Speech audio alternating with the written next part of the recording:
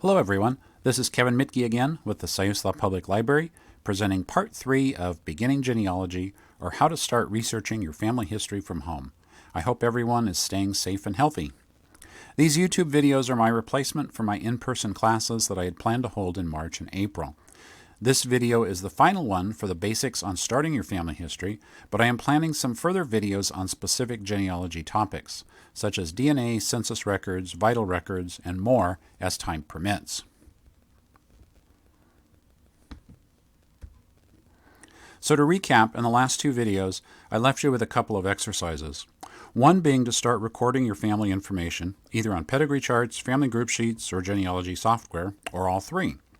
And to start gathering family history sources you have at home, all those miscellaneous records you have lying around or in storage boxes, such as birth, death, and marriage certificates, obituaries, photographs, and letters, and anything else you might find.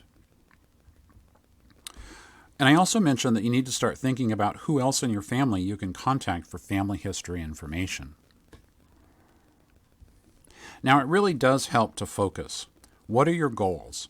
Are you looking to answer a specific question, such as where was Grandma born? Or are you looking for more general information, such as how many of my direct ancestors can I find? Be sure to start with yourself and work backwards. It doesn't help to take a story of a famous ancestor of 200 years ago and try to work your way forward, looking for all their descendants until you find yourself. You can spend a lot of time working on a family that may turn out not to be your own. It wasn't that long ago that in a beginning genealogy class, I wouldn't even suggest going online right away. There was so little available online.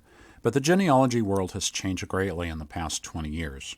True, it can still be said that the majority of records created in the past are not online, but there are so many now, it makes sense to start online and then branching out to courthouses and archives and other repositories afterwards.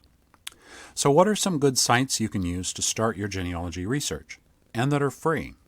Normally, I'd include a discussion of Ancestry.com at this point, as I would be giving this class in the Siuslaw room at the library and pointing out our workstations with Ancestry on them.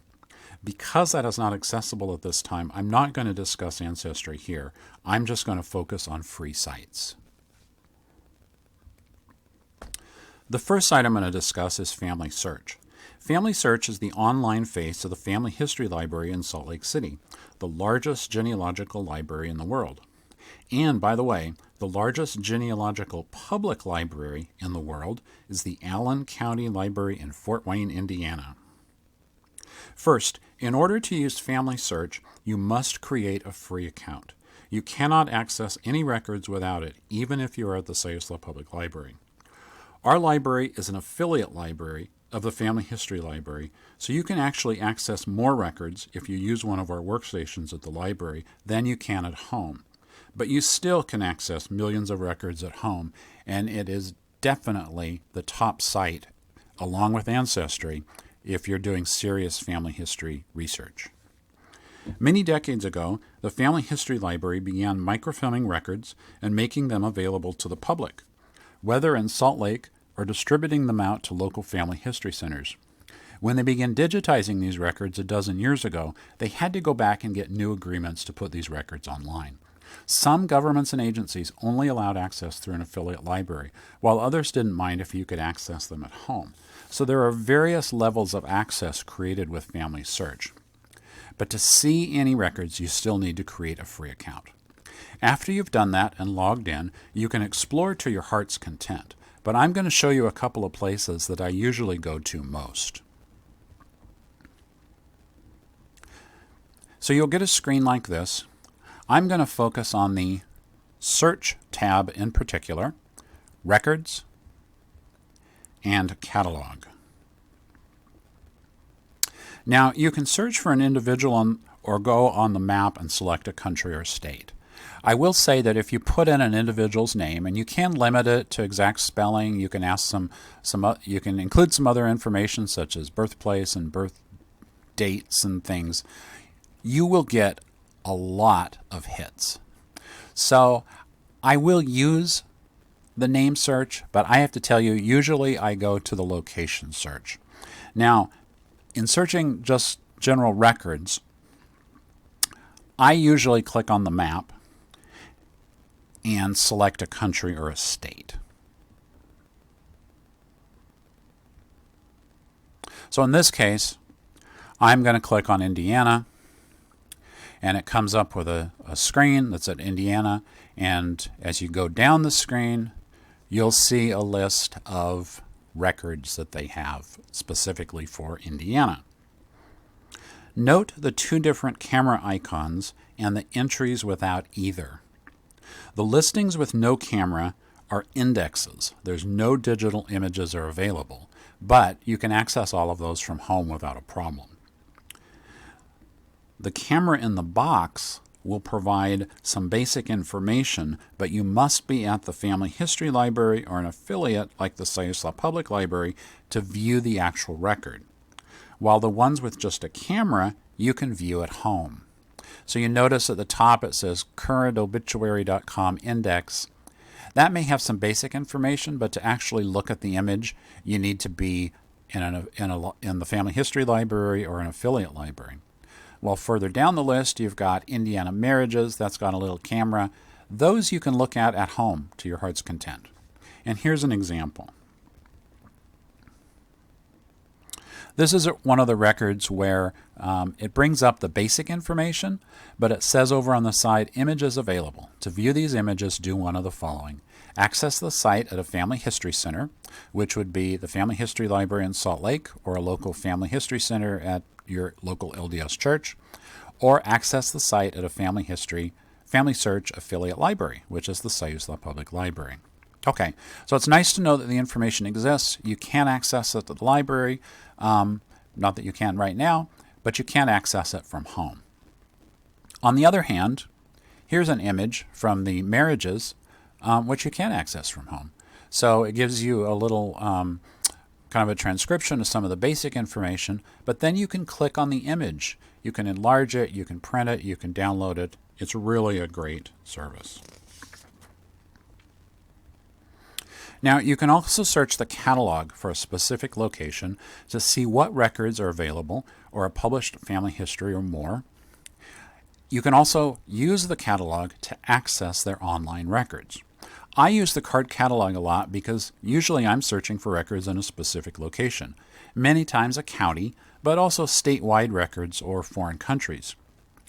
In this first example, I looked up Decatur County, Indiana, and then wanted to see what was available for land records. And you see most of the way down the list, you'll see under the county name, you'll see land and property. There should be six entries. So if you go to the entries, you'll notice that there's a combination of what appear to be books. Those are written or compiled by individuals. There's a couple of books by Maurice Holmes. There's a book by Gregory Boyd. And then there's two entries that are the actual government entity that created the records. So you've got deed records, 1822 to 1901, which are created by the recorder of the Decatur County, Indiana government. And at the bottom, you've got probate records, which were created by the probate court. If you want the actual records, you're going to want to look for the government agency that has the records.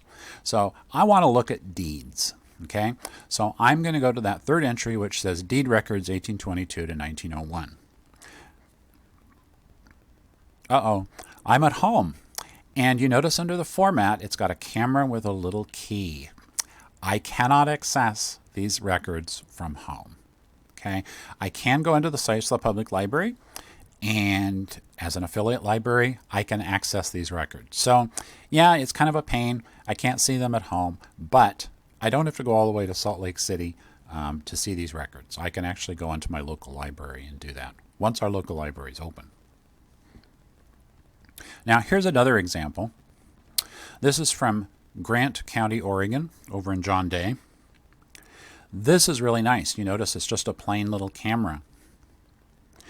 That means you can click on a deed book, open it up with a film strip type view of the records, and then you can click on an individual image and it will open up for you. Isn't that wonderful? This is a land record, I think, from about 1864. Now, you can enlarge it, you can make it smaller, you can print it, you can download it. This is what you really want to find when you're doing genealogy research. You want these actual records that will prove relationships, they'll prove ownership of land, they'll prove all kinds of connections, they'll prove people's birth dates and death dates. This is what you really want to find. So, what kinds of records can you find? This is a good point to bring this up. Well, there are almost an unlimited number of records out there you can use. Census records, vital records, wills and probate, land records, military records, immigration, church records, school records, tax records, you name it. Any record you can find that you can use in your family history research is very, very important and useful. Okay, another free site that I think you'll find very helpful is Find a Grave. Now, this is owned by Ancestry, but it is free, and it's run by volunteers, including myself, who enter information and photos for grave listings. So if you do a search for a specific name in a specific place, for example, here I searched for anyone named Nathaniel Robbins in Oregon, you will get a list if they are in Find a Grave. Now, if I click on the first memorial, it will show me the information for that person. And besides the specific information about the individual, it may very well show links to other people. In this case, this gentleman is linked to parents, spouse, children, and siblings. This is a great starting place for your research. Now, don't accept all of this as proven fact. Be sure to do your own research. But what a wonderful starting point. And if you're a volunteer with Find a Grave, you can make these links between people and you can add new records. It's really a wonderful service, and it's fantastic that it's free to the public.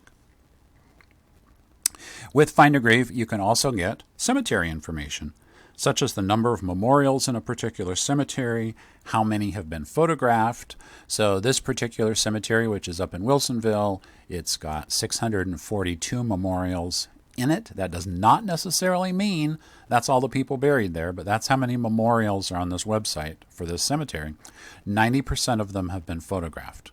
Now keep in mind, you can always have a memorial for somebody who doesn't have a gravestone. Maybe the death certificate proves that they were buried in this cemetery, but there's no gravestone. So a person may add a memorial, but there may not be a gravestone to photograph. The other nice thing is this will also give you a map.